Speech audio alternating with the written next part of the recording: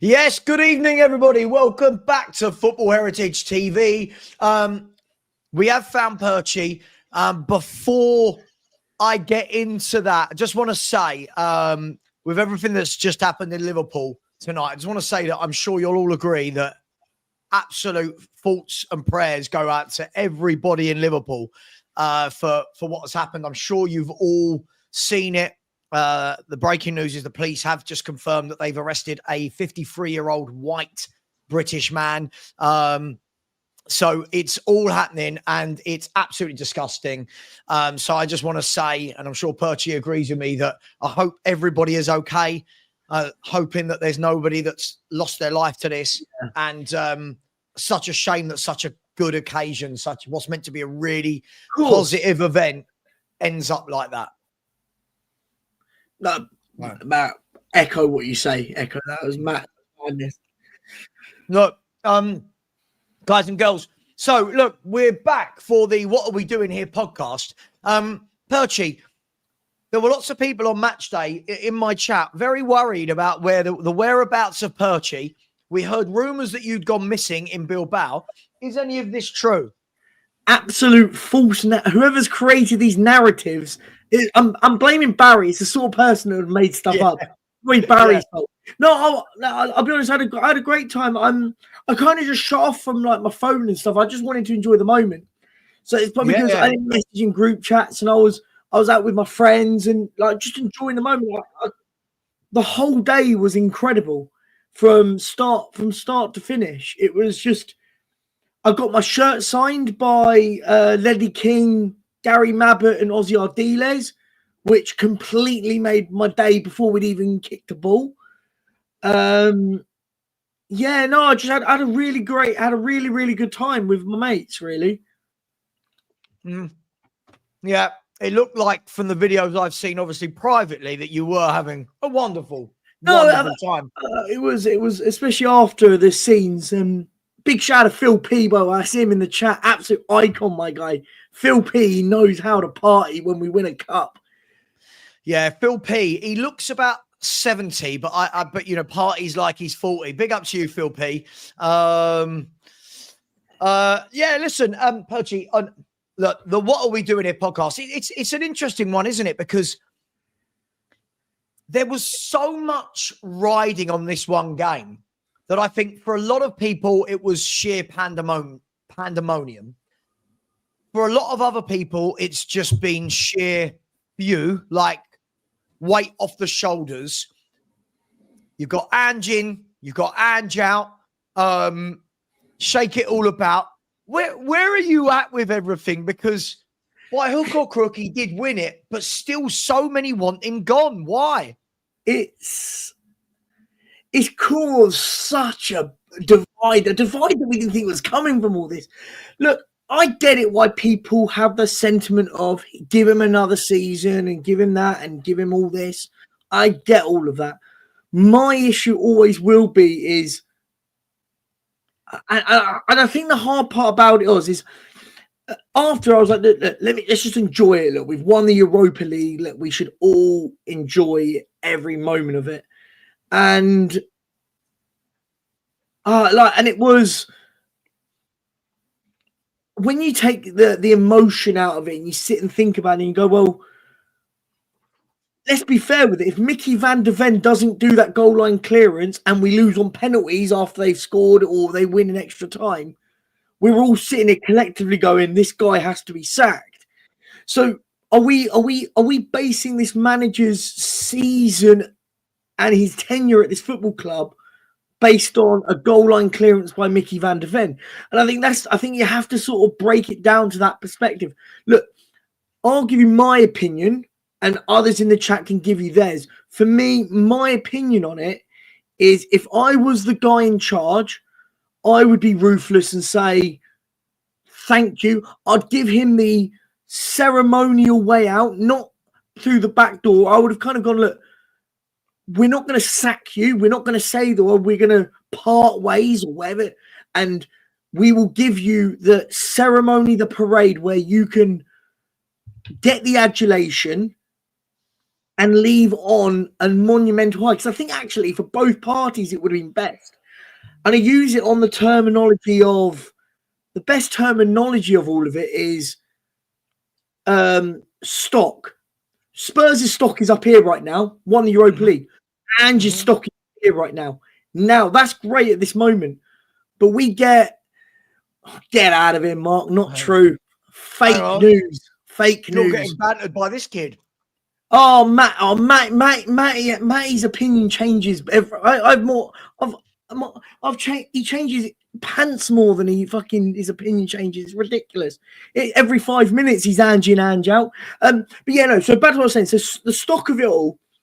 The problem is 10 games into next season, so October, November time, we could have won 1 in 10.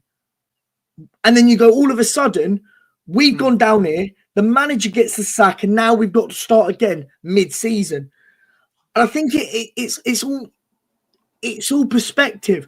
I understand people's position, and I get people's understanding why they want to keep him, because he brought him that moment. Yeah. But as I always say, take the emotion out of it. Take the emotion out of it. What's the right decision to make? Yeah, I agree with you. But look, essentially, we have won it, though. So when we say, what are we doing here? Well, we're winning European trophies. That's what we're doing. Look, I think we're going to see, right? There's some people saying, well, hang on, why hasn't Levy come out and confirmed anything? Like, why has no one come out and confirmed that he's 100% staying? Other people are saying, well, hang on, why do they need to? But all I hope is, whether he stays or not, I want us, and that's where I want to lead this conversation to go, Perchy, is I want us to get active quickly in that transfer market, because we are already going to be left behind by the likes of Liverpool. Liverpool are signing players left, right, and centre. Man United are in talks with Mbeumo and Cunha. And you know, when you go, hang on, we just beat them. They're not even in Europe next year, and they're in talks. So are you on the same thing? Do you want to see that as in now, like immediately you want to see, right, Spurs are in talks with XYZ, or is that just not how we move? Do you know what I think we need to? Do you know what we need before we do that? I think we need to know the stance on the manager. I wanted to see where we go. Okay, when Daniel Levy put out his statement should have been and made it very crystal clear that either Ange is here or Ange is not here. There wasn't anything about that, and now we're still hearing rumours and talks behind the scenes that he's undecided. We need to know who our manager is next season. Look, whether or not I agree or disagree with it, if the decision is to keep Ange, make it crystal clear so we can go, okay, cool. Whether I like it or not, he's in charge. But it's this sort of flip-floppy kind of, maybe, maybe not. Like, it depends what sort of mood Daniel wakes up in the morning kind of feeling. Because his statement should have been, Ange has delivered us the trophy. He's going to take us to next season and blah, blah, blah, X, Y, Z. He didn't put that in his statement. So it's all well and good talking about players, but I don't want us to be talking about players until we are standard. We know the standards of which manager we've got. I completely agree. I think all of this could have gone away. And listen, people like me and you will get the blame being YouTubers. You know, I take the blame for everything in YouTube land. But this won't go away until somebody confirms it. Like, you're right. In that message to the fan base should have said, thank you for your support. Massive thanks to Ange. Him and his team are going to go again. Yeah. And we hope for more success. Like, but nothing's been said, and you're still getting reports saying that there's been conversations and Levy's annoyed that we finished 17th with 22 defeats and he might get rid of him. But either way, we've got to get in that market. We've got to, right? They surely, Perchy, from your point of view, right? You would have had a list drawn up for, and again, it doesn't have to be Ange, but the recruitment team, the director of football, the scouts, they would have had lists drawn up for, here's eventuality one that we win it, and here's the caliber of players we want if we win it. here's the list of players for eventuality 2 when we don't win it and we don't have Europe. And I'm guessing that caliber's not going to be a little bit less below. So I expect in the next few, I want to see Spurs are in talks with. Spurs, I want to see it ASAP. I agree. And I think this is the main problem with it all, though. I think that's the key bit. We're going into another season. We don't really know what's going on again. And we're not. The one thing I hear all the time, and it's a slight tangent, but you'll get what I'm trying to go with it. I always hear this nonsense. Oh, you can't sign players until the window opens. It's bollocks. We're looking at everyone. You can sign a player at any time in any time. They just can't transfer until the window opens. That's why it's called a transfer window. That's why players are being signed already, left, right, and centre, but you can't move until that window moves.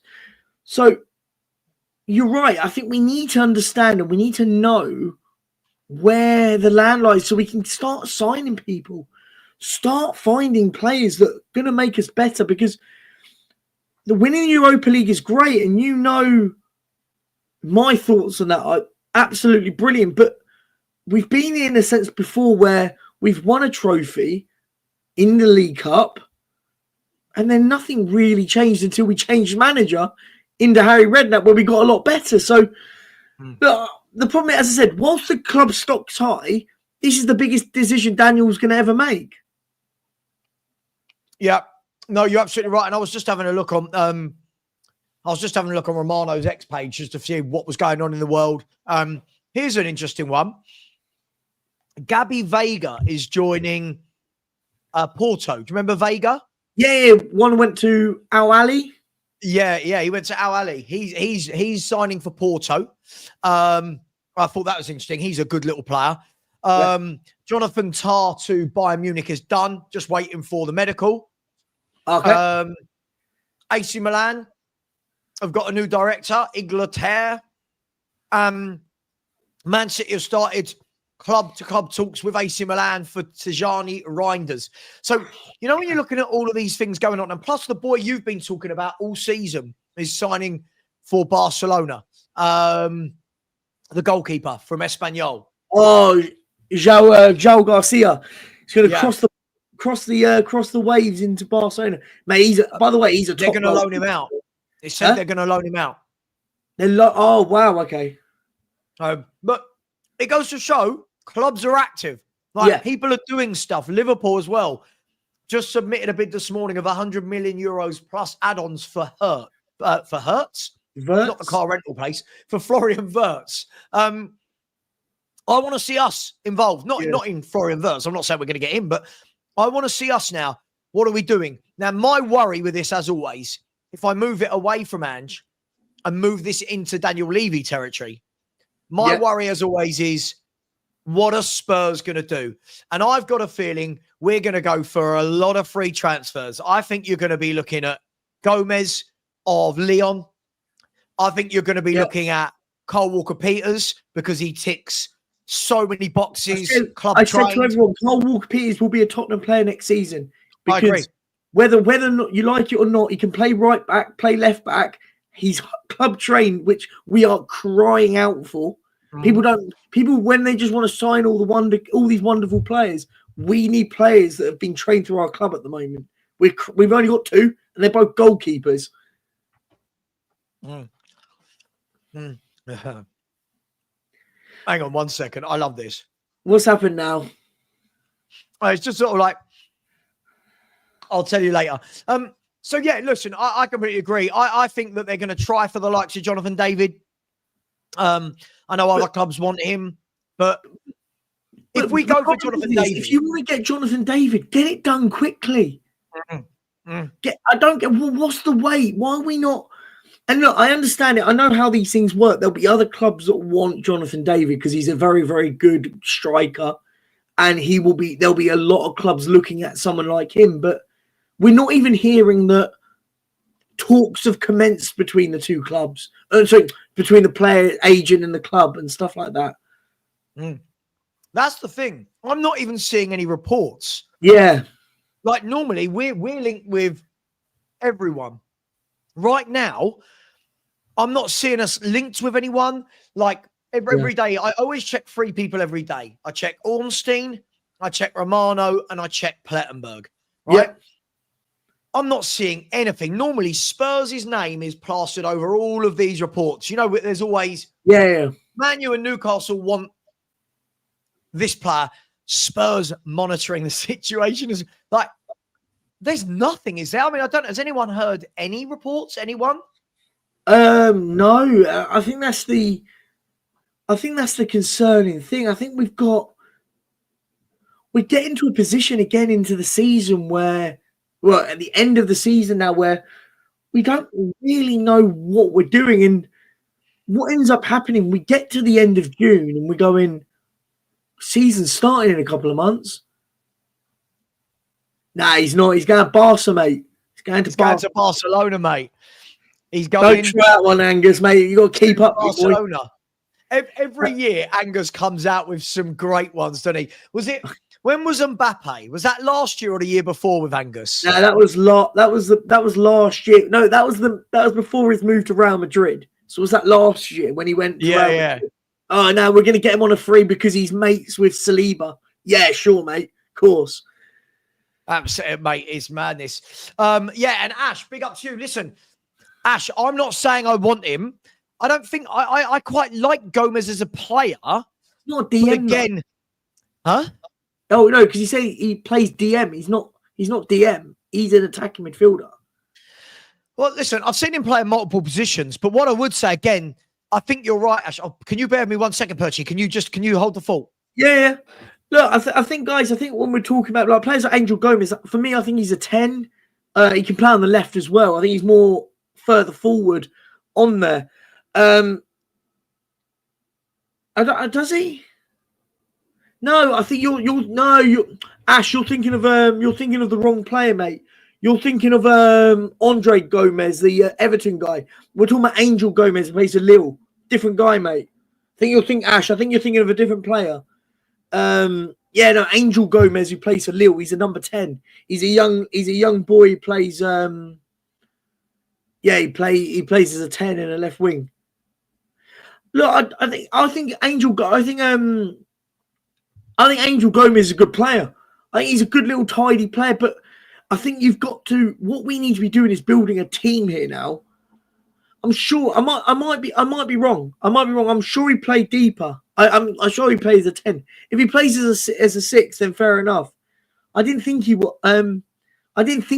a 6. I could be wrong. Go get Wharton, won't be cheap. I just don't see how a player like Adam Wharton, we can just out of nowhere just say to Palace, we'll have your best midfielder. I think we've got to be sensible in this market. I think it's all well and good. It's all easy to say, just go and get Adam Wharton. But you've got to remember, Adam Wharton will have a lot of links with a lot of other football clubs. I think we have to be really sensible in this market. Because you've got to bear in mind, the way transfers work, if Tottenham are linked with Adam Wharton, so will Liverpool, Man City will be in that mix.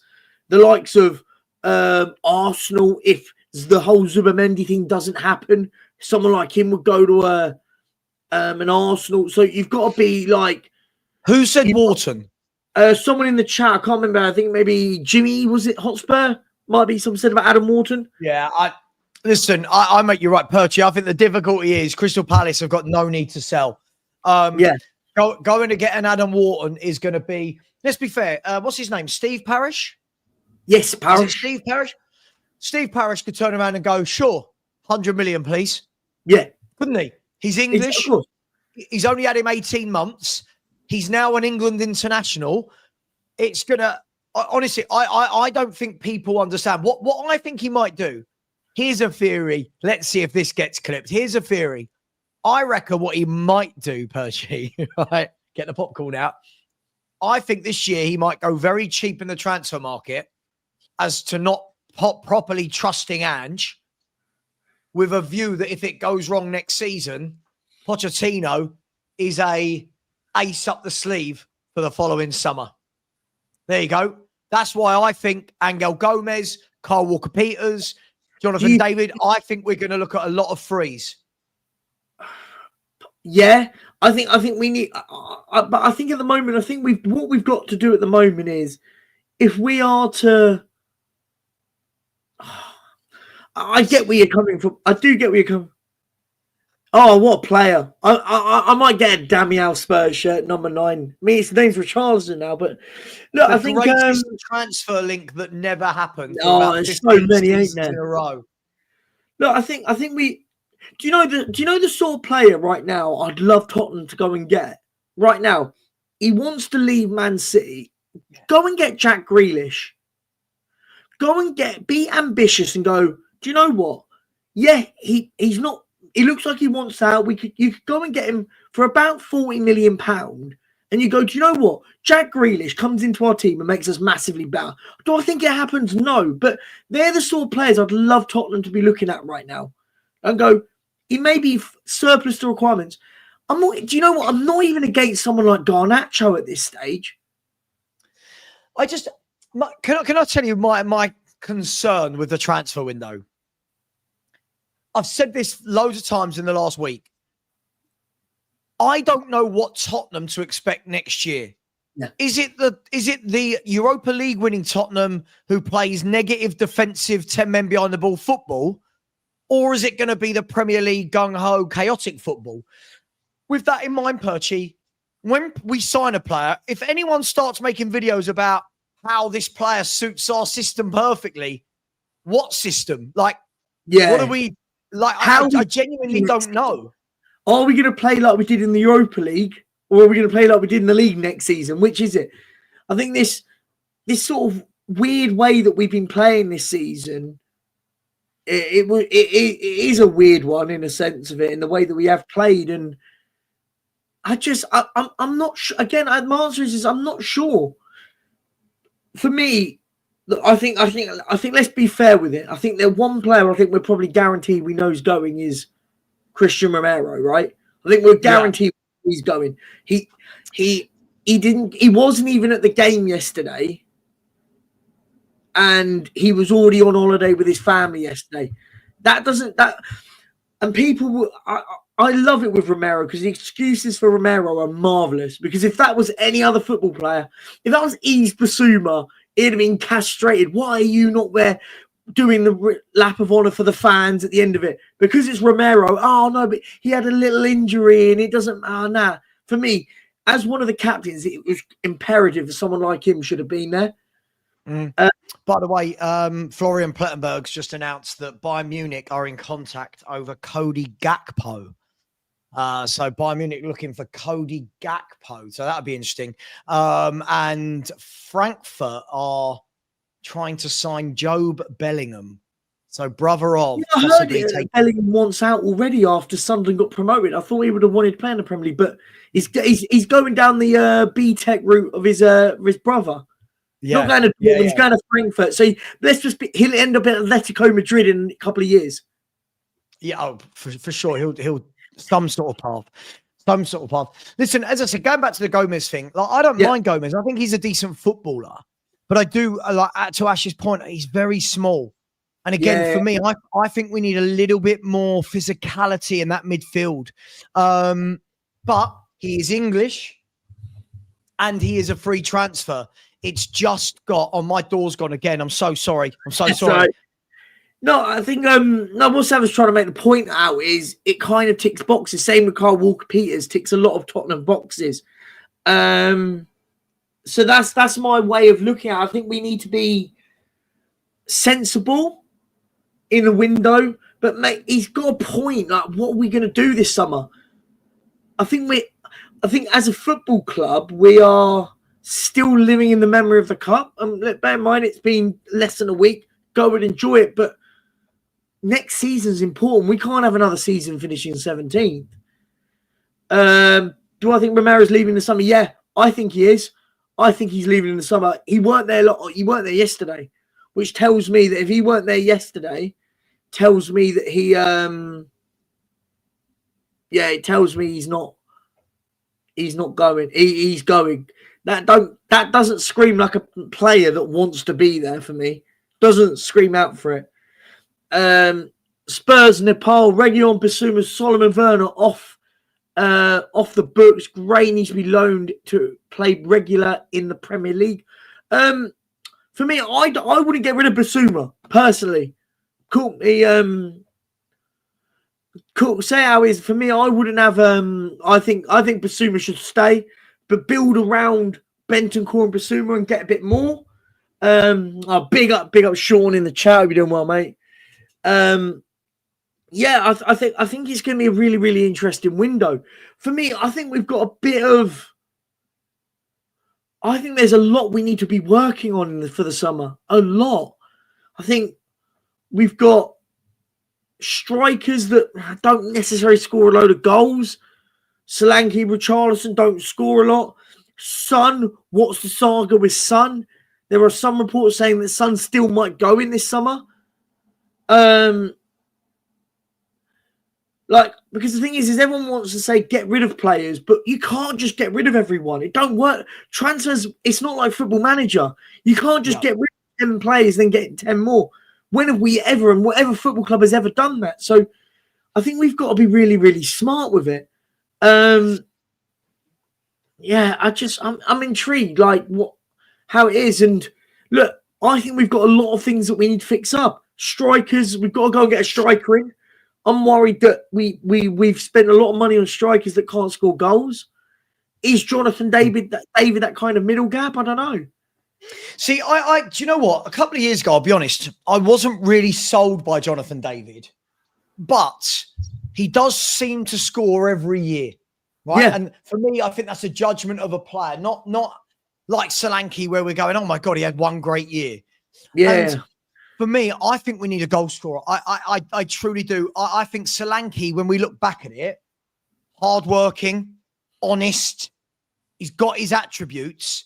But for me, when you're spending 60 million, Perchy, I think you've got the bloke's got to be able to score. And I think the final for me, when he went through on goal, I think that kind of no point did I think this is nestling in the bottom corner. Yeah. No point did I. I always use this as example. If that had been a Robbie Keane, a Jermaine Defoe, you're going, this is being buried. Klinsmann, Sheringham, Kane, Son. I'm watching Solanke. He doesn't look like a natural finisher to me. He doesn't look like someone that opens his body up and wants to shoot at all costs. Is that fair, or is that a bit harsh? No, definitely, and I think that's the problem for me is I hear all this talk about Solanke and all of this. Oh, he does all this running and stuff.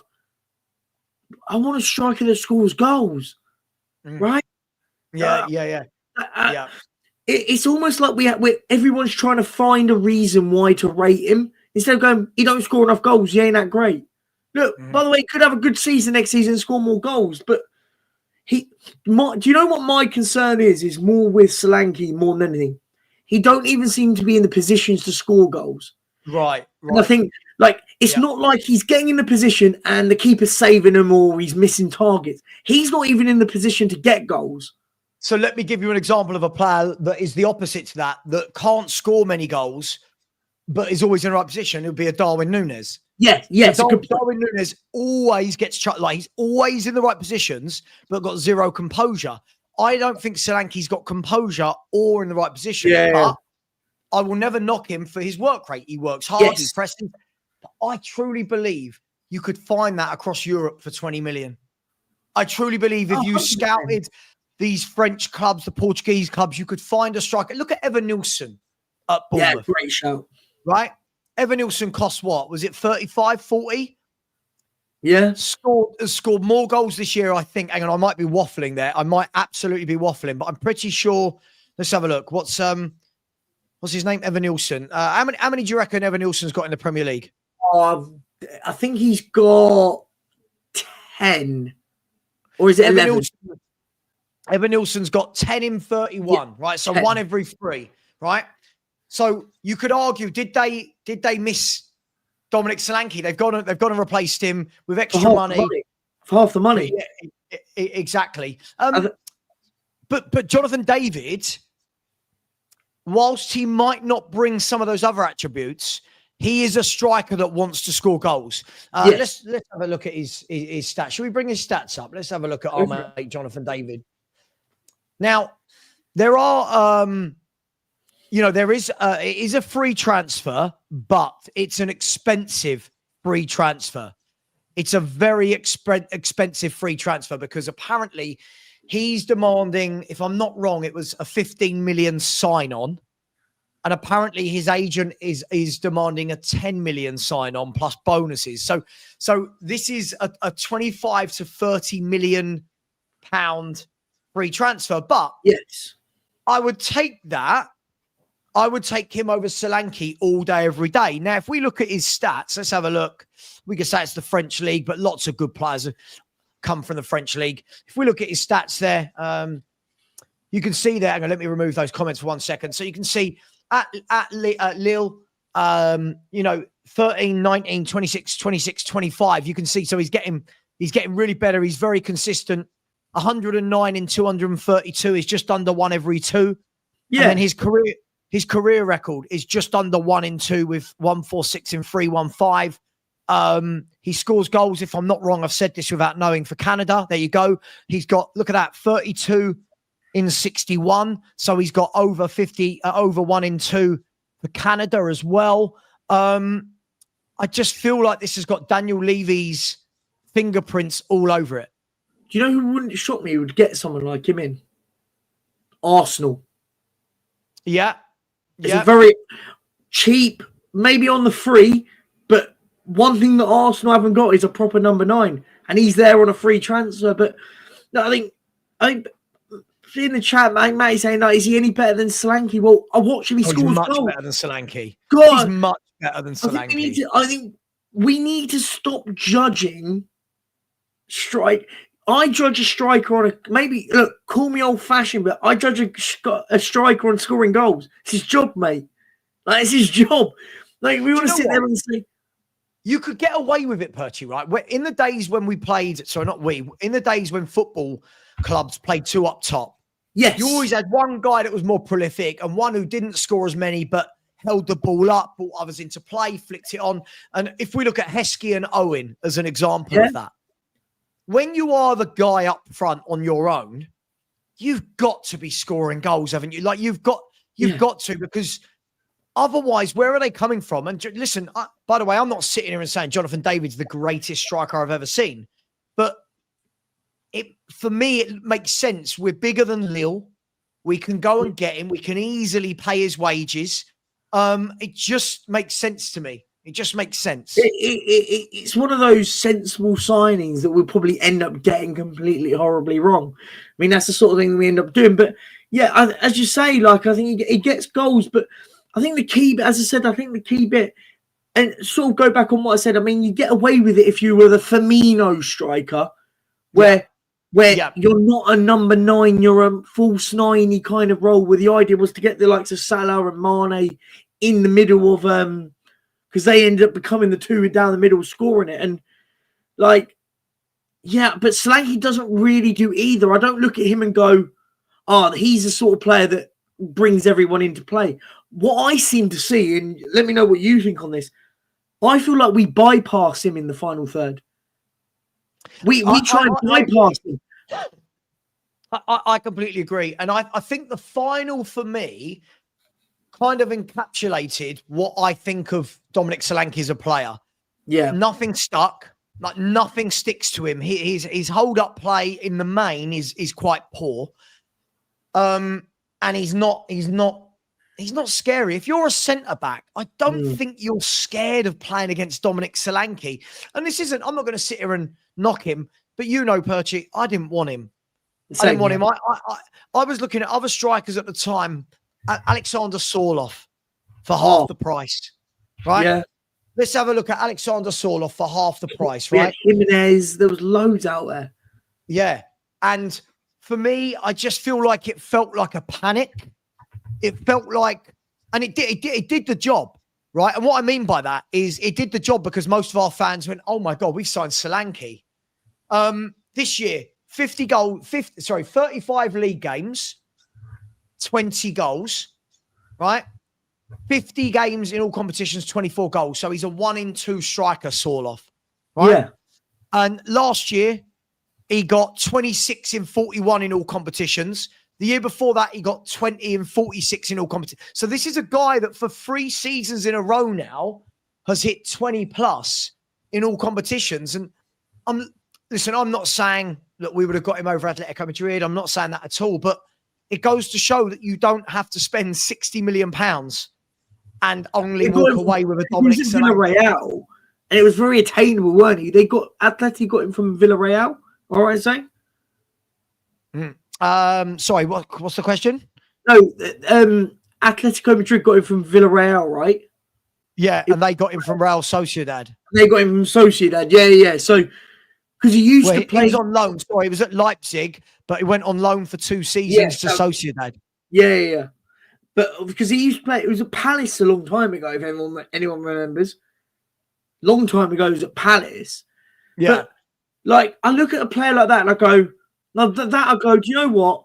Not the most glamorous name. It's almost like because Solanke scored a load of goals the season before last season, we all kind of got really excited. And I went, I look at him and go, I don't see it. When you're paying that level of money for a player, I'll make an example. If you're paying £60 million for a player, you want more than just works hard. There's no excuse for having, but he works hard. That isn't a prerequisite when you're paying £60 million. If we got him on a free transfer and you go, well, he scored 10 goals this season, but he worked hard, all of them. Okay, cool, we paid 10 mil for him, but not 60. Yeah, by the way, Lamine Yamal is signing a new contract at Barcelona. Fabrizio Romano said it's all done. He's completing the paperwork tomorrow. Contract till 2031. I can only imagine what the release clause is going to be in that boy's contract. I reckon it's going to be. I think the way the Barcelona will do it, in Spanish rules, they have to put a release clause in, and their release clause will be. I mean, when they had Messi at one point, when he was young, it was €1 billion. It will be similar to like that. It will be something ridiculous. Yeah. So I'm putting it when it's $1 billion. Yeah. He's going nowhere. His comments like this make me laugh. It's like, Jonathan David, no thank you. But Delap, yes, please. And it's kind of like, well, Liam Delap's had one half-decent season. I know he's young, but he's had one half-decent season at Ipswich. Jonathan David's had 4 or 5 years now of scoring goals. Why are we... It almost feels like we only want people for England. It feels a bit like... I don't know. Delap's the sort of worry for me because I hear a lot about how good he is. And I think he's a decent player. But again... we don't really know what Liam Delap's about. For me, do you know where I think Liam Delap will go next season? Let me tell you. He'll go to Brentford when Brentford sell Mbeumo to Man United. That is a Brentford signing. Well, isn't he? He's currently in talks, isn't he, with Everton? Oh, possibly. Everton's another shout. That's a sort of club. But it wouldn't shock me that that's the sort of signing. If I was Brentford, you get for 30 mil. When you get Mbeumo out for 60, 70. Does that make sense? Yeah. But based on what? I know. Based on what? Like we're going on as though the Prem is some really difficult place to come and score. Brian Mbeumo's just knocked in 20 Premier League goals. Visser's just knocked in, 19? Like Chris Wood has scored X amount. Like, what are we doing? Like, what are we doing here? Yeah. I don't get it. I feel like we just look at, he's in France. He must be rubbish. Look at the top players that have joined the Premier League from France. Yeah. Utter madness. But hey, Matoma. Just want to talk. Someone mentioned him in the chat. Yes. See, when he came on yesterday, I look at players like that, Perchy, and go, that is everything I want from my wide man. Yeah. He took on Porro at every opportunity he could, didn't he? Every opportunity he ran at him, getting crosses in. I know it's probably too expensive, but why can't we scout those players? Why can't we? I think that's the worry at the moment. I think that's the key word. You use the word scouting. I think the key word is we're scouting. We don't scout very well, and we seem to just scout at clubs that we've all watched. It's almost like our scouts are just fans that watch Premier League football because we seem to go, oh, we're scouting Liam Delap, Solanke. Like we don't look at players. What we should be at the moment, we should be looking at clubs like Sporting, Benfica's, the Bragas, the some sort of mid-table, some of the Italian sides.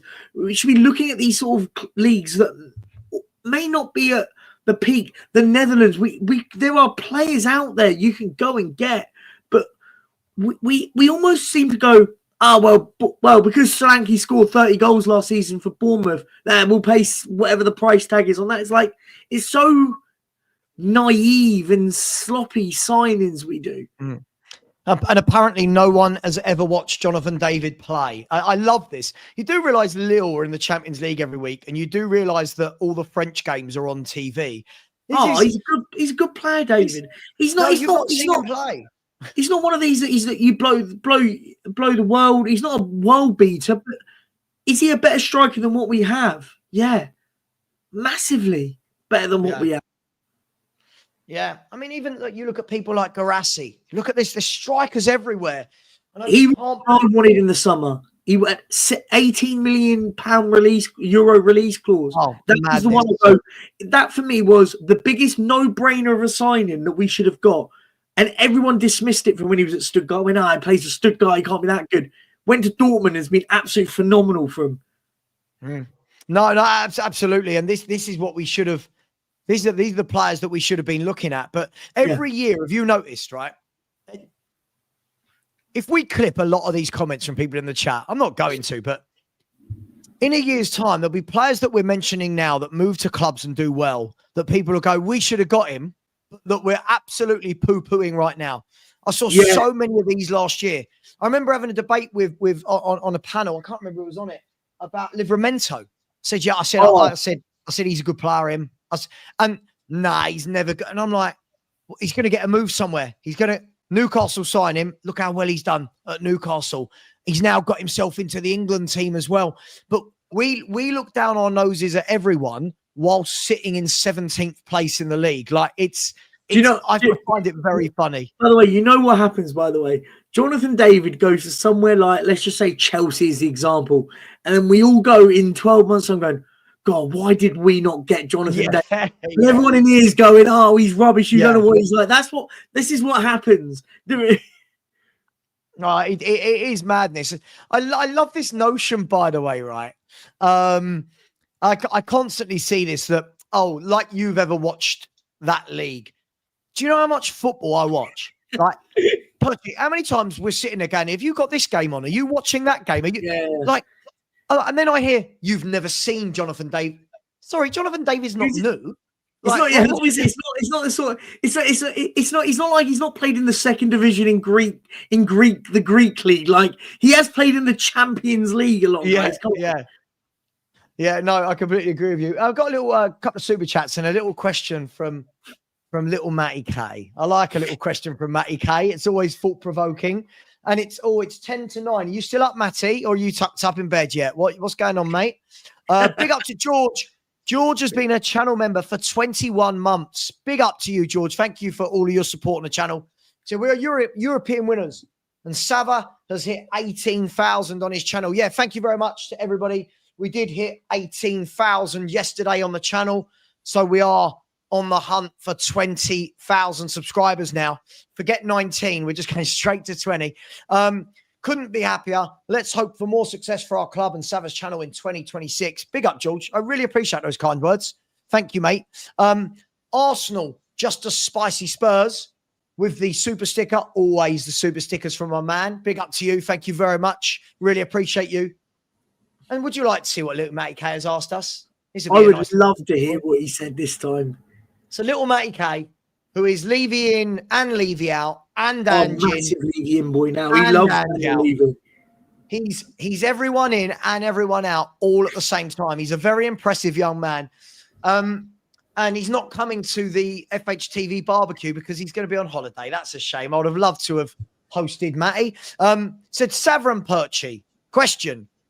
As soon as I saw Edison's name, I knew where it was going. Would Edison of Atalanta rather come to Spurs or United? United, big name, big club. Spurs, Champions League football, both in awful form. Interesting one. If we each offered 200k, who would he go to? See, it's a good. Do you know what, mate? It's actually one of the best questions you've actually asked. Good on you for once. For good once, on Matty. you chat more.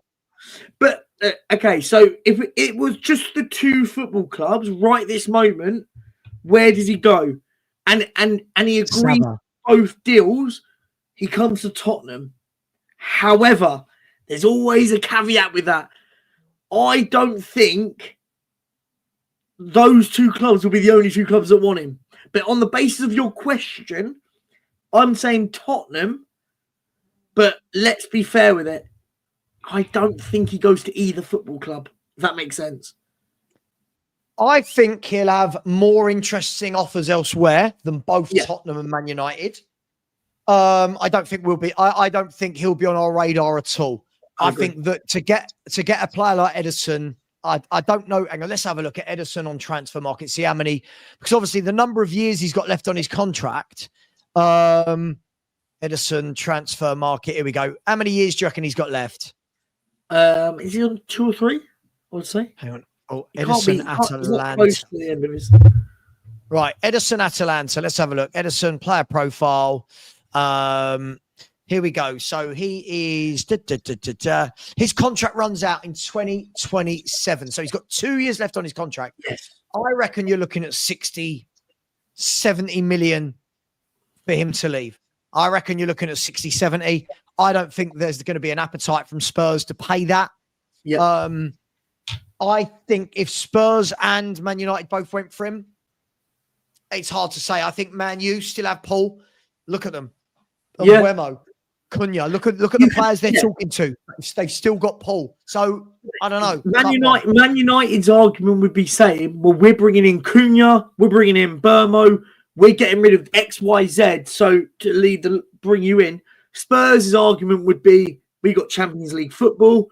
We have just won a trophy where the people think we need a player of your caliber in our midfield. So I think it's a 50-50.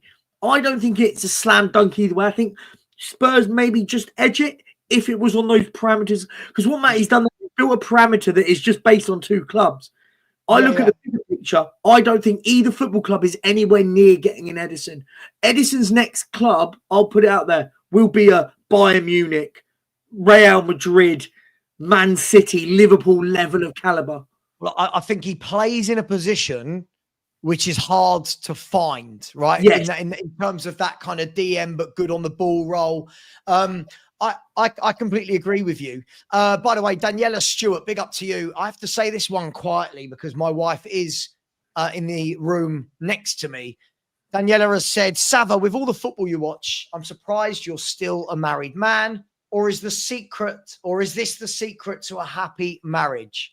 I'm going to abstain from answering as she's in earshot. So I'm not going to answer that question. But yes, I do watch a ridiculous amount of football. I always have.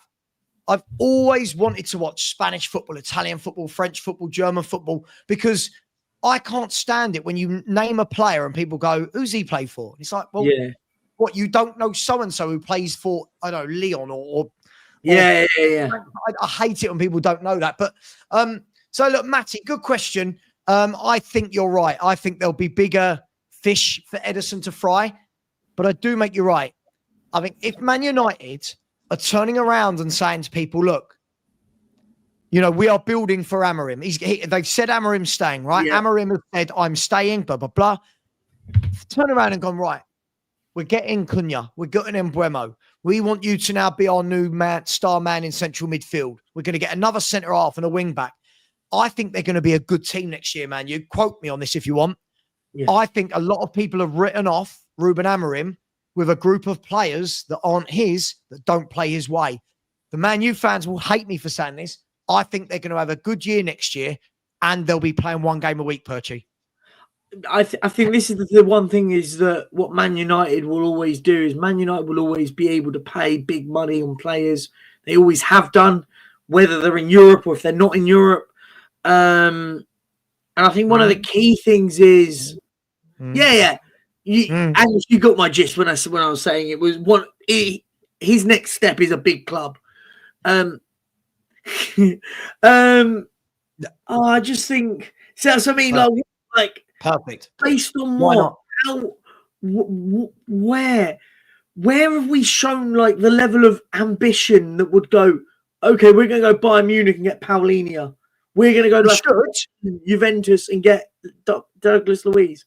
And what we should be doing, surely, is instead of trying to negotiate for Matisse Tell, surely we should be going to Bayern Munich and saying, listen, Paulinho's not been playing for you. He owns a house in London, according to report. That's the sort of bloke I want to be negotiating our money off of the Kane deal with Bayern. Not Matisse Tell. Douglas Luiz is not currently getting a lot of game time at Juve. So I think the thing is you're right, but that's the level where these are the players I want us to be linking us with. They're the players we should be linked with. We're not linked with those level of that caliber of player. Paulinho fits all the boxes as well for us in our midfield at the moment. All the boxes. Yeah, no, I completely agree. Listen, there's so many players across Europe. Yeah. That, you know, when I see us linked with it's Carl Walker-Peters and Tyler Dibblings and Liam Delaps, I just think it's lazy. I feel like it's really lazy scouting from Tottenham. Yep. Like players everywhere. When I watch some of these German games, right? Like I might watch let's not use Frankfurt. Stuttgart versus Werder Bremen, for example. I always watch a few players and go, who's that? God, I've not seen him before. God, he's good. Like, he can play. And we're just people sitting at home watching it. Like, but for me, I think it's easy. What we do is we have people like Liam Delap who have a decent season, and immediately what we do is go, we'll take him. I think we need some established players, man. I think we need some real established players. By the way, I'm going to make a little prediction. This could go horribly wrong for Everton. I reckon Everton are going to buy Liam Delap and Richarlison. I can see it. I think that's got David Moyes written all over it, those two forwards. Powerful. Back to 4-4-2, Jobby with them two would be good. I see it. I can see the vision in that. I see where your tactical mind is playing at like that with that one. But Richarlison's a perfect striker for Everton. He is. He's perfect for David Moyes, who isn't worried about the silky football. It's very direct. It's very much just get on with it. And Richie is a pain in the arse. He is a pain in the arse to play against. So I'm just going to put that there and see how, probably very wrong, but hey, we'll see. The only concern I have with it, though, is the aspect of the deal for Richarlison. Because do you know what I'm gonna call it, though? Yeah, I think he goes there, but I bet it's on loan. On loan, and we pay half of his wages. Because there is no way Everton going to be able to cover all of his wages, I don't think. Well, the question is, they've got new owners, right? They have. I mean, I'll be honest, I don't really know a lot about their owners. Have they got money? Are they cash rich? The problem is with Everton, it's that their new owners want to really build, but with the new sort of PSR rules and all that lot, they can't really do it until the new stadium is generating the revenue.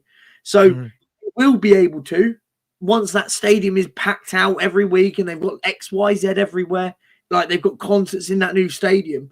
But early doors, that's why they struggle early doors. Yeah.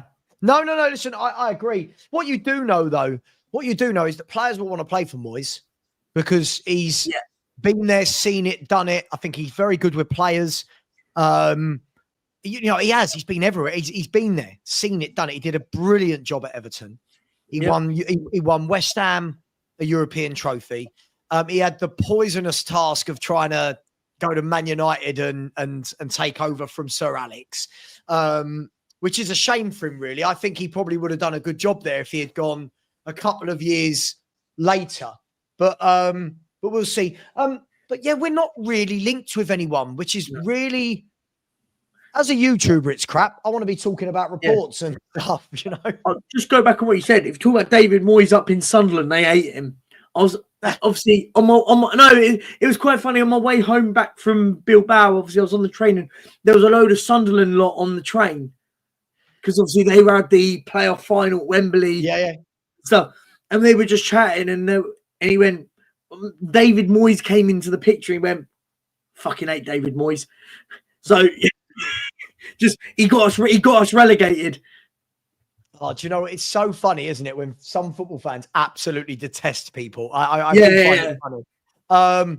Big up to Andy Lester. Thank you very much, Andy, who has said, big up, Savva. Congrats on the 18K. I really appreciate the super sticker, my man, the super chat. Thank you very much, Andy. That is very much appreciated. You've been very generous the last few months or so thank you very much. It's an interesting one. You've got names like Ryan Cherky being thrown around, who I really like as a player. There's a lot of talk about a poor attitude. I don't know, man. I mean, I've heard poor attitude about so many players, but do you like Cherky as a player? I watch him and I look at a player like Cherky and I go, like him, dynamic, a lot of way. Yeah. Attitude stuff is, for me, I mean, I hear all this about attitude and stuff like that as an nah. Is he a good football player? Yes, get him in. But my problem is he's one of those that I go in and go, the way that we play in the league, I'll use that specifically, where does he go? Because he's dynamic. We don't really play with dynamism out wide. Or you play him as a 10, but then you go, well, where does Maddison play? And you go, well, you've kind of got to... The problem is, and people may not like it in the chat, but we don't really like technical players at Tottenham. We don't. No. We don't. No. When we get a technical player, let's use James Maddison as the ultimate example. When we get a technical player, all we talk about is, do they run around? Yeah. Right? You know, are they tracking? We need a few. I want, hang on, breaking news. Oh, no, sorry. No, it's not football related. It's to do with the Liverpool stuff. Sorry. Breaking news. When I watch a player like Cherky, I like those diminutive players. Yeah. Technical. They like shifting from right to left, good footwork, low center of gravity. And I don't think we've got that. And it's what we had with Christian Eriksen when he was younger. It's what we had. It's what we had with it's what we've got with James Maddison. But I don't think we know how to get the best out of them. Because I think when I touched on it earlier, do you know what I'd love? Spurs went and got Jack Grealish in. But I think we'd ruin him as a football player going, we wouldn't know what to do with a Jack Grealish at Tottenham. Agreed. We wouldn't know what to do with a player of that quality. And I think, do you know what would be wicked? And look, I'll use Jack Grealish. I don't think we'll get him, but that's the sort of player I go, wants to leave Man City. That's the sort of player where I go, do you know what? In the Champions League, that's a statement signing. I'd play you back, my little back 3-4-2-1 and have Maddison and Grealish in those pockets and going, you boys have no set position. You just let it work. Everyone else will do the dogged work. You boys just do everything. But we don't really have those players in our club. What if I gave you this as an 11? What if I gave you this? And this is with two signings, just two signings, right? If I give you this as an 11, I'll tell you what, actually. I'll tell you what. Keep talking for a second. I'm actually going to put it in. Okay, go on. So I think for me, look, as I said, my system, I've always said is that we would be unbelievable. Look, Sav's going to do is I'll do mine now. Then fine. Mine is without Romero. And I'll sign 3 players. I'm going to go 3, I think. Let me work it out. So I'm selling Romero because let's just say he's going. Use it as hypothetical. Vicario, Danzo, Dragoshin, Van de Ven. Then you have Porro, Adogi. And then have a midfield of Basuma and Bentancur. And then have, or get in, Bentancur and Berg or Basuma and Berg or someone or whatever like Sander Berg. Then have Maddison, Kulu, and then Jonathan David. That's signing 2 players, letting 1 out. I think it's a better squad already. Here you go. How about this?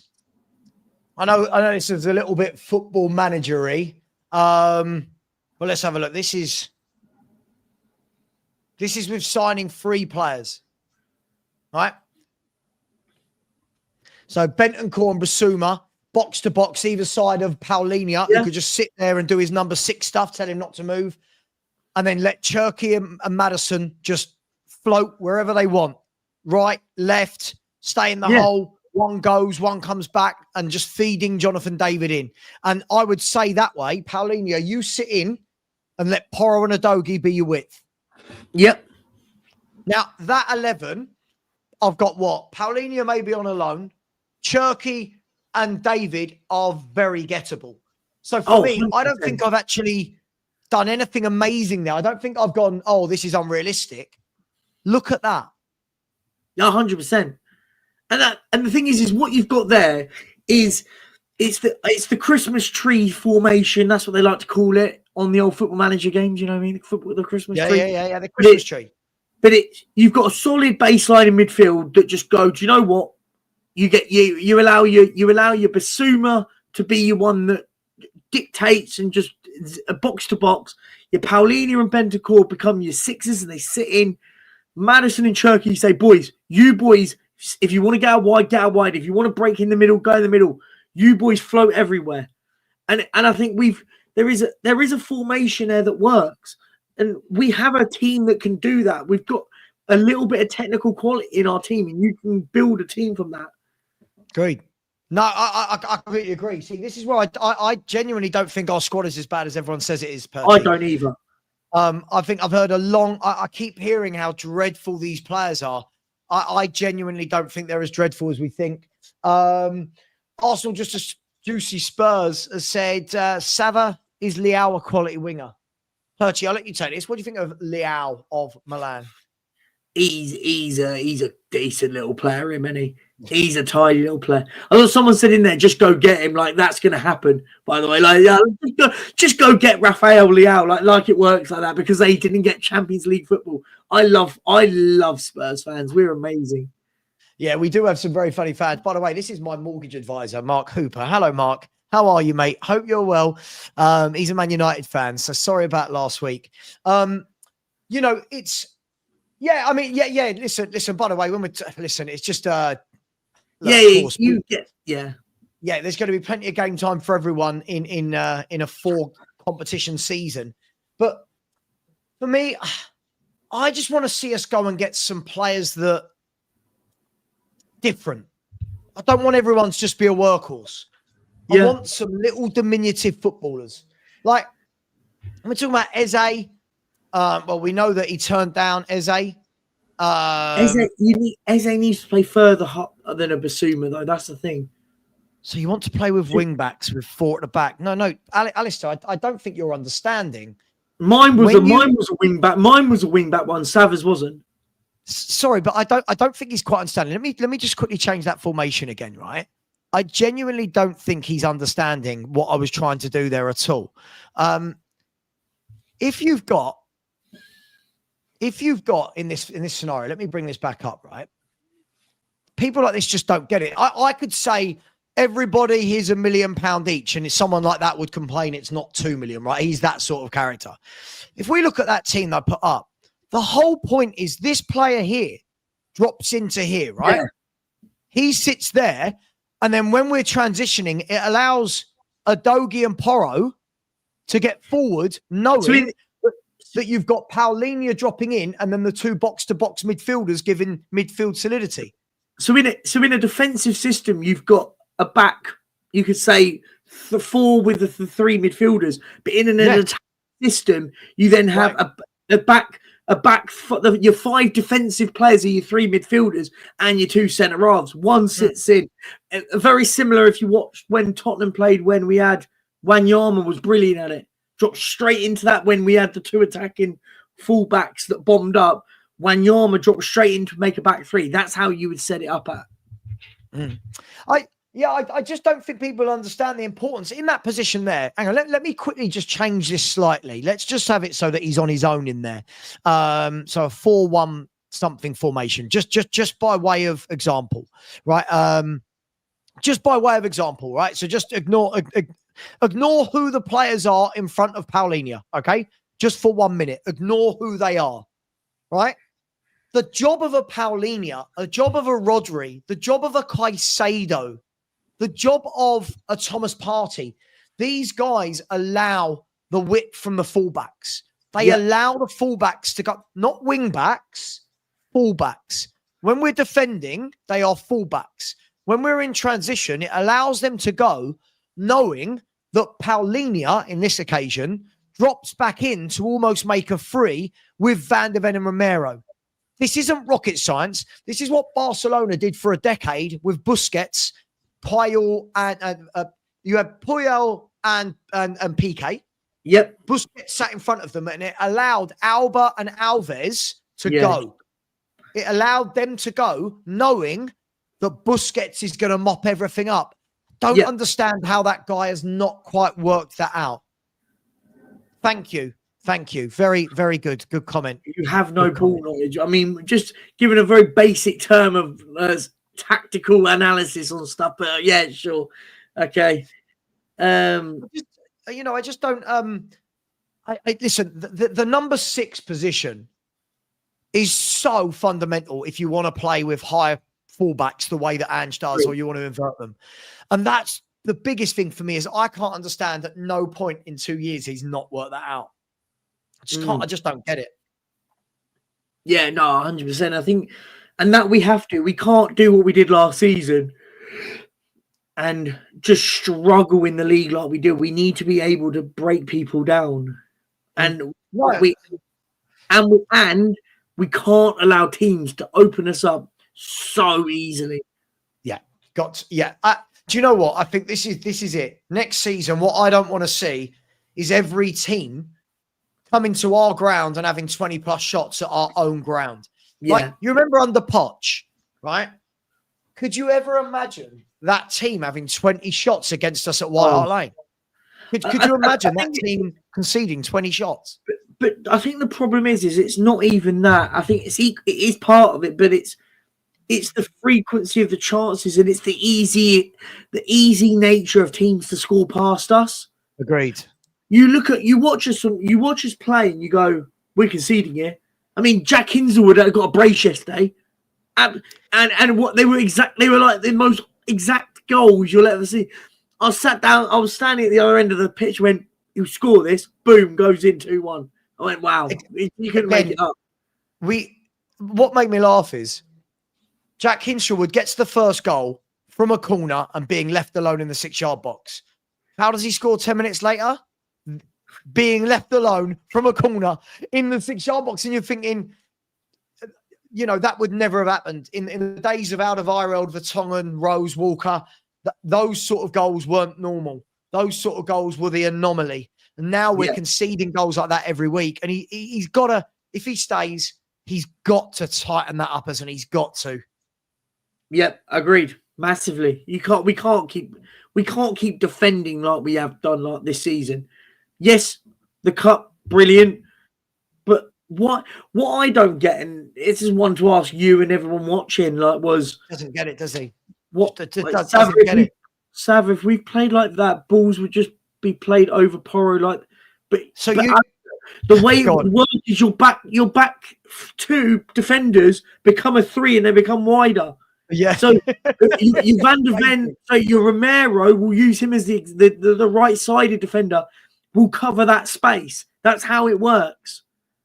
You'd have, in theory, how it would work, it would be a back 5 in a way where your two central mid, your Paulinho drops in the middle, your 2 others become fullback, wing backs in a sense to cover those spaces. Like, that's how you would defend it. But I'll show him. I'll show him loosely. Forget the formation. That is essentially on the transition against us. What would happen? Yeah. Van de Ven comes out to the left, Romero comes out to the right, and Paulinho stops the damage through the middle. This is basic, mate. Alistair, this is real basic stuff. This is how Man City play. This is what they do with Rodri. This is not rocket science. I'm not trying to reinvent the wheel. I just want to say, Rajin in our chat, big up Rajin. These football manager merchants, no one plays systems like that. Yes, they do. Watch football, my friend. Where is he? Who is 913. 913. Let's have a look. Let's have some fun with this guy, shall we? Where is he? 913. Angus, Nicola Argent. These football manager, mate, I'm going to be honest with you, mate. I don't play football manager. This is called, fair enough, but this is called common sense. Yeah. Right? I tell you what everyone should do, for anyone that doesn't know, on YouTube, have you all heard of YouTube? I reckon you have, because you're on it right now. If you all type in Rodri coaching video, right? There is a brilliant video of Rodri talking about his role in a football team, why it's so important, why he takes up the positions he does, and what the manager wants from him and what his teammates expect from him. Right? This is really, really basic stuff. Look, this guy's trolling now. You want? Oh no, they wouldn't. Oh, I can't. Please don't wind me up. He can't. He doesn't understand that this is how most teams play when they play with a number 6. I can't. I tried. I indulged him for 2 messages. I'm not going for a third one. Sinners, PS said, has tonight been all about what we're going to do going forward? Yes. This has not been a stream about Ange. This has been a stream about, as a club, what do Tottenham do? Who do we buy? And when are we going to start going? That's what it is for me. I'll ask the chat as well. If the chat want to as well, like get involved, like what did anyone in the chat want Ange to be here next year? If you do, that's fine. I'll ask this question though. What I don't want though is those same people that want him to stay because he won the cup. Fine, won the cup. But if you want him to stay, I can't be here in October when we're struggling going, oh, he's got to be sacked now because he's lost it. No. The writing was the problem at the beginning was here we are. And hang on, Matty, no, man. No, you can't change your opinion, Matty. No.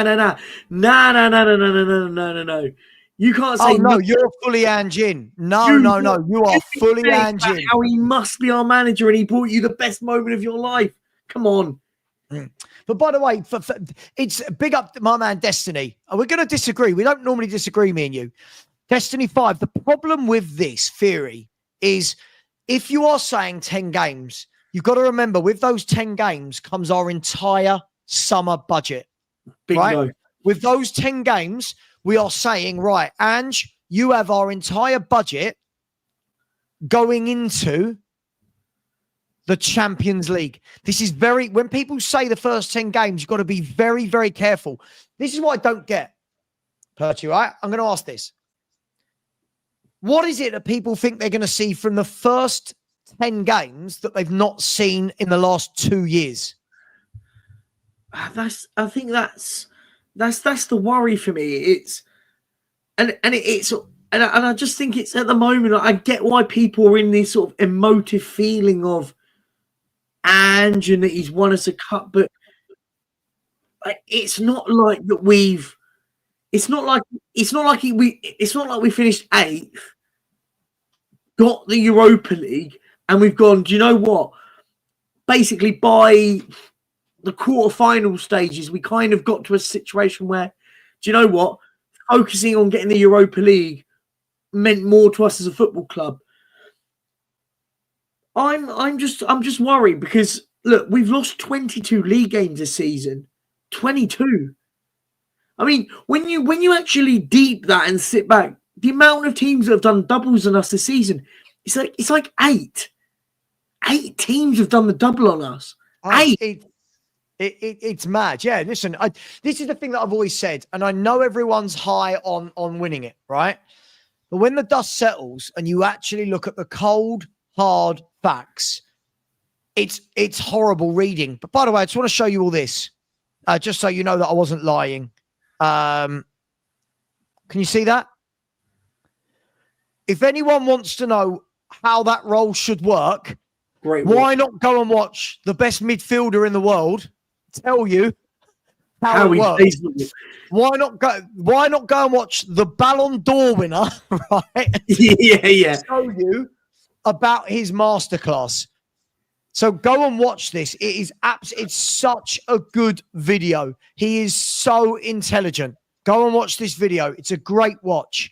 I was going to say, who else we got? Of course, it doesn't mean it works for everyone.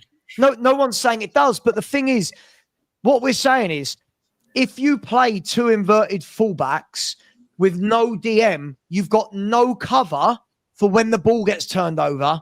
And every single time, whoever the back two are, whether it's Danso and Davis, whether it's Van der Ven and Romero, they are exposed, Rajin. They are exposed. And this is, I'm not saying one thing works for everyone, but a top coach makes it work. Agreed. A top coach makes it work. Spain play like it. Man City play like it. You know, a lot of teams do. And I think that's the key bit. I think this is the point. I think some people in here are sort of saying, "Oh, we'll give him 10 games," but then we'll be the same people moaning that we've got loads of players to get rid of. Look, I think the key bit here is when the dust settles, look at what Man United are having to do now. Right, The amount of players that they've got to get rid of. They're getting rid of Garnacho, Rashford. The list goes on, right? Can I say another good point, Perchy? And I didn't make it, but I think we talked about this yesterday in our group. This is a brilliant point. This is a brilliant point. Yeah, it's a good one. If you go right now in the market and start trying to talk to people, right? If you do that, you've got the chance. I just use this as an example. If you're going to try and get a Glasner or a Holness out of Stuttgart, you give that club all summer to find a replacement and da-da-da. If you wait 10 games and then go, oh, he started poorly, let's sack him. Now, who's joining 10 games into a season? Yeah. Right? Now you're having to pay. Right. And a massive point. I've seen my mate Matt is in the chat. I love this. There's something about this name. On what? What have I possibly changed my tune on? Matt, come on. Oh, finally. I love Matt. Matt, come on. There'll be an excuse. Matt, come on. Come on. Come on and tell me. There's receipts on what you said. Come on, then let's hear the receipts. I love a receipt. You know I do. Come on. So, okay, there's receipts of what you've said. Cool. Stop beating around the bush and tell us. My stance on trophies. What's my stance on trophies? Link in the chat. Come on, Matt. We want to see. I'll tell you what. The link's there, Matty. Matt, the link's there. Come on. Don't shit your pants. There's the link. Come on. Come on, live on screen and tell me what my stance I want to debate. is. I want someone to debate me. Let's do this. This will be good. Yeah, I think you know this is coming. You know this is coming. Yeah. You know this is coming. Or I'm coming in 5 minutes and doesn't turn up. Look, I think one of the key bits for me is that someone. Do you know? I'll change the subject whilst we're waiting for Matt to come on. He ain't coming on. He ain't coming on. So all the talk here. Do you know what? One of the key ones is one of the ones. Have you heard about Ryan Mason to West Brom? Yeah. So do you know what? I actually kind of want this to happen, and I'll tell you why. And it's a bit of a diversion, but someone put in the chat, it rang in my mind. I was like, really good opportunity for us to then allow some of our younger players to get game time in the Championship. I look at the likes of Mikey Moore, Archie Gray, maybe even Jamie Donnelly. So if I'm Ryan Mason, surely now you're thinking, right, it's time. It's time. Yeah, let me do that job. Right? I think West Brom, good club, right? Yeah. Good little club. Go and join them. Take an Archie Gray for a year. Yeah. Archie, you're going to be my number 6. Yeah. Let Archie Gray play as a number 6 for a full year in the Championship. Develop him, right? Let's see. Yeah. I agree. I mean, it might sound simplistic, but I'd send Donnelly with him. Take Donnelly. Yeah, Jamie Donnelly. Even if you wanted someone like Mikey Moore, I can't remember. I think it's O2 you can get on loan, but even if it was a Mikey Moore on loan or someone like that as well, where you go, look, do you know what? Go with someone that you know well at the club who's going to take over at West Brom. So you've got a face that you know, and it will help some of our younger lads get a bit of game time. Sure. By the way, I can officially confirm that Matt has shit himself. Matt, just tell us in the chat what I've changed my tune on. I'd like to know. Matt, I bet you he's got a video. I bet you he's got a video of me somewhere from the last 4 or 5 years just saying something like, just win me a trophy or something. Do you know what I mean? I bet you he's got something. I want to see. If you've got receipts, he's got any footage of me saying that I would finish 17th and take a trophy. No. But anyway, yeah, West Bromwich Hotspur, big up Foxy. Yeah. I like it. But for him, for Ryan Mason, I'd love that for him. Go and show everyone what you're made of. I mean, West Brom have just finished just outside the playoffs. They just missed out on first, didn't they? So there's a good structure there. They're not in a mess. If one more person asked this, oh my God, this is so boring. Oh my God, I've explained this a million times. I can't do it anymore. He thinks you changed because you were happy the other day, but now you're not. What? The video of you saying, how can we sniff our nose to the Carabao, yet you belittle the Europa? I haven't belittled the Europa. No one's belittled it. Who's belittled it? Oh, do you know what happens here? Look, Matt, I'll break this one down very easily. The difference between... This is what happens. I hear this all the time. Just because people are going, oh my God, we won a trophy, let's enjoy it. Not everyone has done that. Every single Spurs fan has loved the fact that we won the Europa League. The difference is some people are sitting there going, well, hang on. Whilst we're in a position of strength, let's carry on with that and get rid of the person that has lost us and put us 17th in the league. As I said, by hook or by crook, we're in the Champions League. Now, Matt, I know you want Ange to stay, and that's your prerogative, and you're allowed it. What happens though if we've completely waste the opportunity getting into the Champions League, and then this manager lets us down like he has done in the league? Okay, playing against Bayern Munich. We're not playing against AZ Alkmaar's, Ferenc. Well, we might actually could get Ferencváros because they did qualify. But my point is there's much harder teams in the Champions League next season, and he squanders the opportunity, and then we have to go and find a way to get back there. Listen. I just don't understand.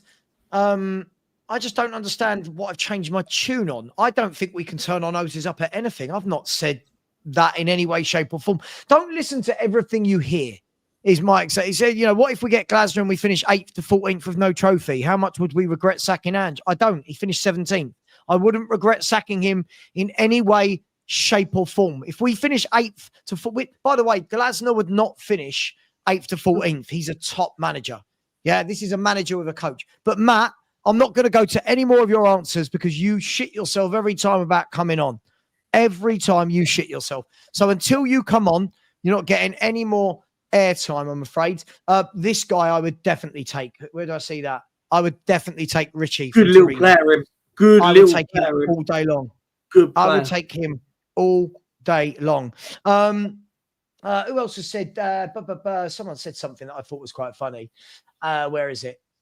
Ange has exceeded your expectations. He has. I never thought he would finish as low as 17th. He has exceeded them in the wrong way. Right? I'll show everyone. I know I've done this a million times, Perchy. I predicted 7th and got called negative. The man finished 10 places below this.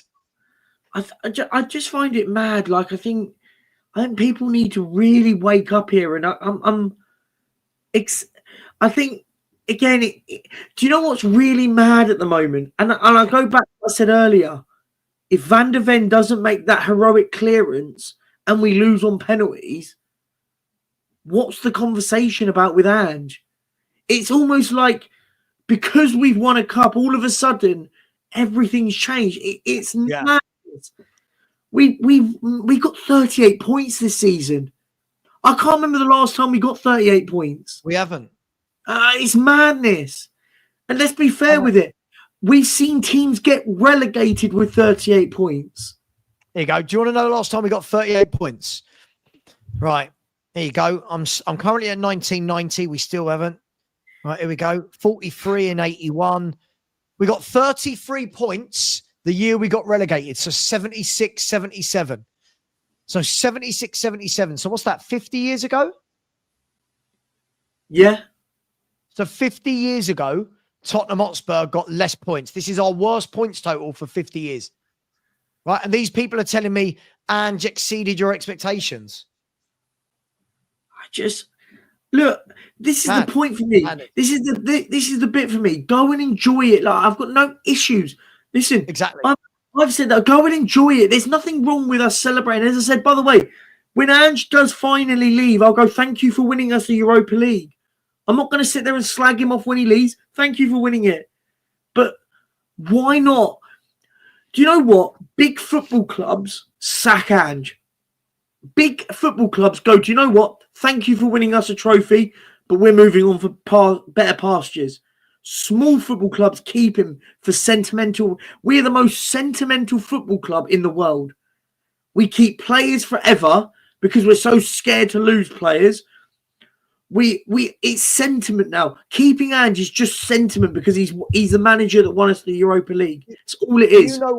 Do you know? Remember earlier in the WhatsApp group, and I'm only going to go for another 5 minutes or so, guys. But in the WhatsApp group earlier, when we were looking at Wigan, when Wigan won the FA Cup, and because my question was, I'll be honest with you all, my question was this to everyone in the group. This was my question, right? My question was this: can anyone name a team that have ever won a trophy whilst losing 26 games in all competitions this season? Now, I'm not saying there isn't one, but no one's found one yet. So we looked at Wigan. We have to find one. Someone's got to find one. Right. So Wigan, in the year they got relegated and won the FA Cup, only lost 20 games in all competitions. Yeah. 20. We've lost 26. That shows you how bad we are. They went down on 36 points. They only lost 20. They lost 20 league games, right? We lost 22. That's the levels we're talking about now, Perchy. Yeah, no, 100%. And like, this is the thing, as on Matty put a comment going, we won a European Cup. Great. But it's sentiment over logic. As I said, I let Matty off. He's 15. I let Matty off. Right? I let Matty off, of course. But I let Matty off. Matty's the example of a lot of Spurs fans at the moment. I'm not saying Matty specifically. I'm saying there's a lot of Spurs fans that go, well, because he's won a European Cup, that all of a sudden he has to stay forever. But wait, why? It's sentiment. Napoli sacking Antonio Conte after winning the league. Because they go, do you know, bring it again. But what I love is Ange just told everyone he gave up on the league from January, and now everyone's just believing him. I'm telling you now, Ange reads what is said on social media. I'm adamant. Or not him actually, not him, but representatives of the club go and collect what is said on the internet, and then they go, well, say this because that's what everyone else is saying. No, he didn't. If that was the case, why was he playing the strongest team possible in every competition? That was do you know what made me laugh? Isn't it funny that when we win games, Ange is brilliant. When we lose games, he was throwing them. Like I find it hilarious. Let's have a look, shall we? Let's have a look. There, Perchy. Just look at that. That's mad, isn't it? 1 point a game. 1 point per game, and you've got people going, but we won a European trophy. It is utterly embarrassing. Would you like another one? Oh, that's awful, isn't it? Go on. This one's my favourite. So this is every 19 games, I'm assuming? Every half a season. Yeah. Right, okay. Wow. Okay. So factually, it's got worse and worse and worse and worse. Right? 22 defeats, still not be relegated is a new record in the Premier League since 95-96 when it switched to 38 games. And oh, wow. I like the bit at the end about Palace, how they've overtaken us. And then this one, I put this together myself. This was my one was, Yeah. look at this. Look at the number of goals conceded. Wow. Second worst in our Premier League era. And do you know what our worst was, Perchy? When we Our got relegated? worst was 66 in the very first ever Premier League season. Wow. So it's the most goals we've conceded since 92-93. Oh, man. It's Matt, mad, isn't it? Matt, why you bring, what's Keith Burkinshaw got to do with us? I've heard that elsewhere, and what has that got to do with anything? Would you have wanted Keith Burkinshaw's sack when he relegated us? What? It's got nothing to do with it. Like, it's like it's from a non-Spurs fan. Yeah. So Ange gave up on the mode of mad. Yeah, great point. It's a great. And all the Ange fans last year were going, see, it's the fans that wanted to lose. You've got no winning mentality. This year, their Lord and Saviour says, oh, I gave up on the league in January. And they'll go, yeah, that was the right thing to do. Why? Like, just, I've never known anything like it. Crazy. George, these fans love losing every week. They love it. 26 games have been lost this season. And we're just sitting there going, yeah, he's good. Oh, he's good. Anyway, let's leave it there, Perchy. Let's leave it there. There'll always be another episode. Yeah, I know it's my face. It's my face. Absolutely. It's so funny that all of these sayings are only applicable when defending Ange, right? Before it was, Ange said, winning a trophy doesn't mean anything if we finish 10th. We've got to be challenging. Now it's, I gave up on the league. Matty K, you have no idea what you're talking about. Matty, come on. Come on, Matty. Go on then. Come on. Let's see you shit as well. Do you know what's funny? Whenever I hear this about giving up on the league, do you know what's funny though? I hear this and stuff. Why didn't Palace give up on winning? Right. Even yesterday, they'd won their first ever trophy. They still put in a performance against the league champions. Still put in a performance yesterday. Even against us. Everyone's telling us, but the Europa League's more important. They're in an FA Cup final before us. Do you know the funny thing? Have you seen that video this morning from Glasner? No. So Glasner's in a video and he's talking and saying, like literally saying, I don't care that we won the FA Cup. Yeah. We're coming to Anfield in front of 60,000 fans. Yeah. My players have to give 100%. Right. Yeah. He said, if any of them can't do that, then they have to come to me and tell me that they're not ready to play. And he said, we've come here. They've all given 100%. And when you're going, yes, that's the mentality. Our fans are going, yesterday didn't matter. Wolves didn't matter. The amount of people going, didn't matter. Palace didn't. It's there's no mentality that I'm being told is being created. Oh, absolutely, Dazza. Let's give money back to every single fan that. Yeah, that's great. It's funny, isn't it? Because it's always on the fans that have to back it all. But then it's, it doesn't matter. Do you know what makes me laugh? It's always the fans that go, it doesn't matter. Then why did you go for the game and watch it if it didn't matter? Why did you go and pay for your season ticket if it doesn't matter? Rajan, you said his plan worked. Wow, we beat Man United, who one of the worst Man Uniteds we've ever... great. Do you know what's mad here, by the way? Listen, I don't want to sound like this because do you know what? It was amazing. One of the best moments going to Bilbao and soaking in. So I don't want people coming across thinking that I'm being negative and stuff. Because I'm not. I'm just being honest with it all. His plan worked. How? Because he beat the hardest team he beat in this whole competition was Frankfurt. Right? Let's be brutally honest. The hardest team we won in the whole competition was Frankfurt. And it's crazy. And Absolutely. Right. And Angus, just to clarify, I wasn't that drunk. It was more adrenaline that was pumping through me. I was just partying with all the Spurs lot. That was all. I wasn't hungover at all. I mean, hang on, I just want to check something, right? I just want to check something. So, what people are like, people in the chat going, you can't compare us to Palace. Our players were hungover. Well, be professional then. You've got a league game to go. People have paid to go. I'm not hearing that people were hungover. If they were hungover, yeah, they're footballers. This is their job. This is their job. Hang on, I just want to check something in the Premier League, right? Form. So in the last 5 games, bearing in mind Crystal Palace leading up to an FA Cup final was 6th in the form table. In the last 10 games, Crystal Palace were 10th in the form table, right? Yeah. In both those 2 form tables, Tottenham are second bottom and bottom. So how can a club like Crystal Palace have that professionalism and we can't? Now, just to put the things in perspective, in the lead up to Crystal Palace in the FA Cup, right? Here we go. Ready? So in 1, 2, 3, 4, 5, 6, 7, 8, 9, 10, 11, 12, 13, 14, 15, 16, 17, 18. In Crystal Palace's, right?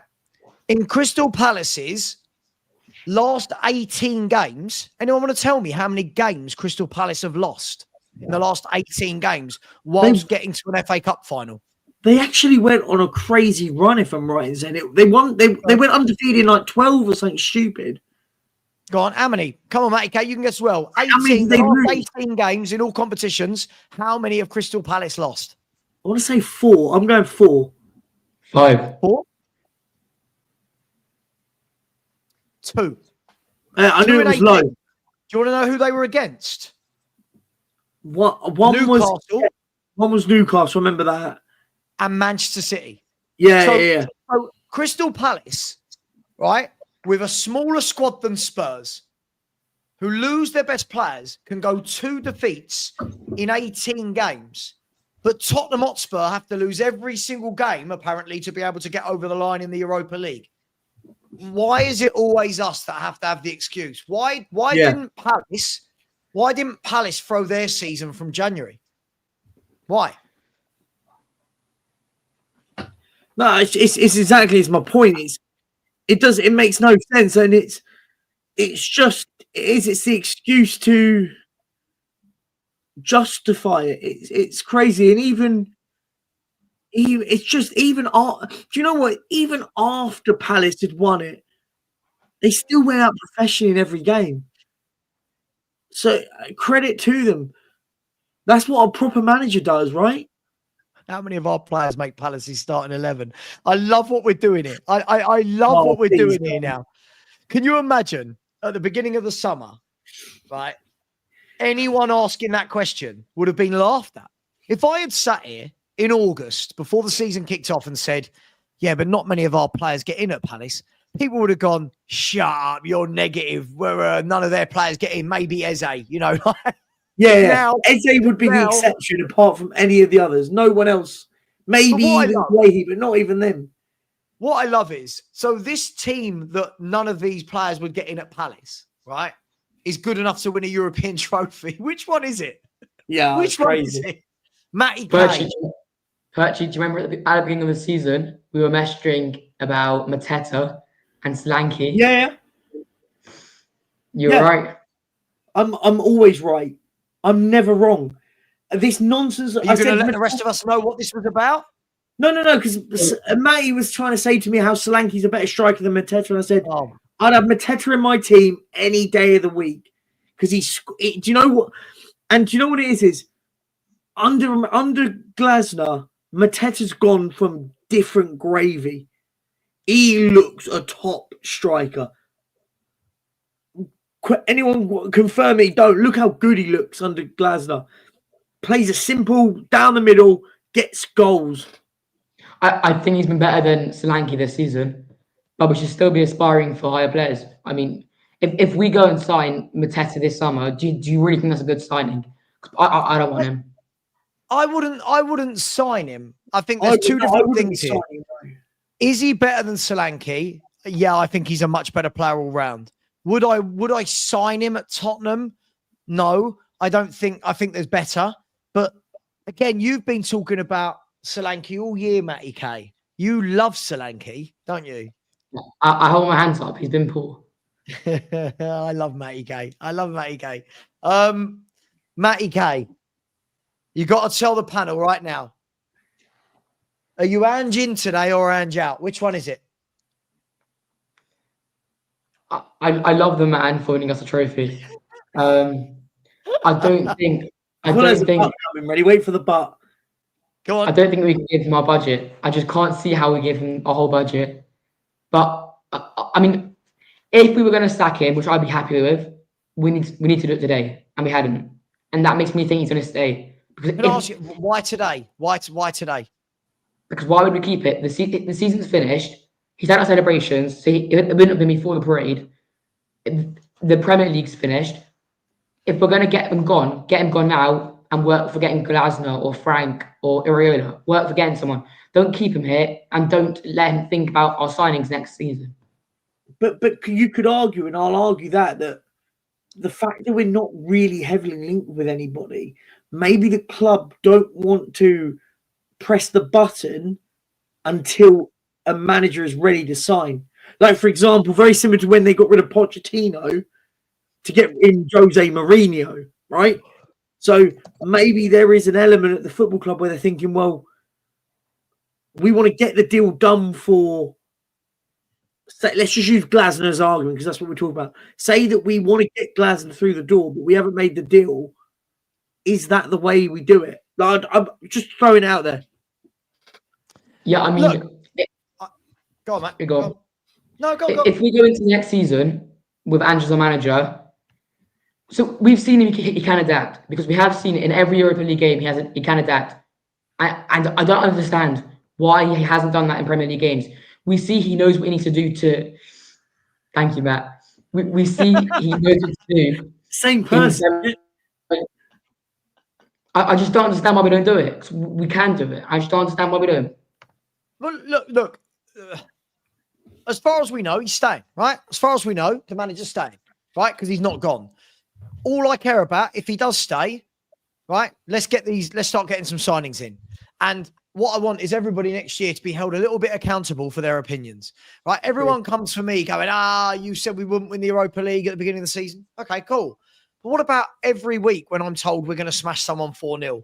What about every week when I'm told Solanke's going to score hat-tricks? What about every week when I'm told Archie Gray's this? And it just seems like only a few people have to be held accountable, right? And listen, I don't want to go for too much longer. What I will say is, Matty K, do you know what I hate most in life?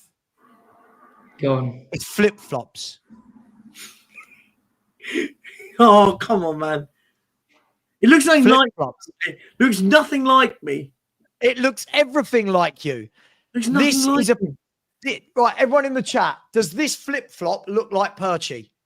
Does this flip-flop look like Perchy? Wait, show my camera for a sec. You what? Show my camera.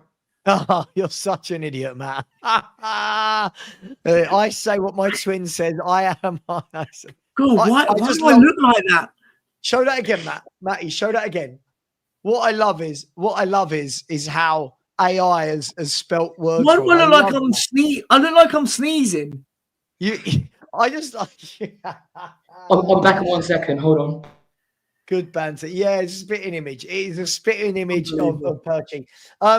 Look, Perchy's branded flip-flop. Hey. Yeah, they're not Perchianas. Perchianas, I love it. Perchianas. Listen, guys and girls, I will wait for little Matty K to come back and I will leave it there because we did have like a marathon 5-hour stream this morning, which is interesting. And all I'll say is that, guys, to end this on a not on a serious note, but look, I do think that when we see things like that have happened tonight, like in Liverpool, I do think it needs to put a little bit of perspective onto the way we talk to each other, me included, everyone included, in general. For example, I dropped in earlier to everyone kept telling me there was loads of chat about me on We Are Tottenham TV, and that's fine. I'm a YouTuber. I'm going to get that. So I dropped in there and I was like, hi guys, how are we all doing? And oh my God, like hardly anyone said hello. It was just, F off Savva, you're a this Savva. It's like, oh my God, like I've only popped in to show a bit of support to the brothers. I just think we need to think a little bit more about that. Yeah. Yes. Sure. Let's have heated debates. Yeah. Let's row. Let's have heated debates. But just think we need to think a little bit more that things like that happen in the world that are really, really important. Things like that are important. Yeah. So as I always say, our opinions in the grand scheme are irrelevant, right? We're just the football fans with an opinion. The football club will do what the football club does. Either Ange stays or Ange doesn't stay. What we do here in this sort of YouTube sphere is we debate and comment about it. So if he stays, we'll be talking about what's going to happen with Ange staying. If he gets sacked, Matt, he's shameless, and look, he's so shameless. He's enjoying his kid. Let him have his time. But do you know the funny thing, Perchy, right? Is, and I get this all the time, right? I get, oh, Savva, when Ange leaves, what will you talk about? The next manager, the next signings, the next set of results, the next season. Like, I don't know why they feel like, oh, your channel only exists because of Ange. What do you mean? I first started a YouTube channel about 5 years ago. Like, I don't know what we're doing here, but anyway, guys. And what I'll just do this for May because he likes a flag. Now that's a flag, my friend. It was too expensive for me. Too expensive? Mate, I got one at my seat. I didn't go to Bilbao. I know you didn't. Just saying my flag's better than yours. Matty, listen, I think what you've got to, sorry, not Matty, Matt, I think what you've got to remember here is we're giving football opinions. Yes. Right? This is a man that's paid £5 million a year to do his job, right? If you are in that line of work, you are going to get critiqued, right? That is what happens, Matt. So if he looks physically drained, that's because he's in a physically draining, physically demanding job. Look at Pep Guardiola. He looked physically drained, right? Pep Guardiola, when he finished with Barcelona, if I'm not wrong, had like a year away from football before he went to Bayern, if I'm not wrong, right? This is what happens in life. I'm sorry, but these people are really well compensated for what they do. Yes. All right. So look, stop all of this, because otherwise what will happen is, Matt, you're going to do the same with the next manager as well. Right? Next manager, I will give them enough rope until they hang themselves. That's what people do. Guys, I'm going to leave it there. Thank you very much to everyone. Big up to the sheriff who's in the chat. Big up to you, my man. He said it's going to be your fault, Savva, if it rains on July the 19th, which is our barbecue day. Yes, it will be my fault. Not a lot, Phil Coys. Not a lot, mate, to be honest. Not a lot. And listen, I'll leave you with this. And as always, come on, you Spurs.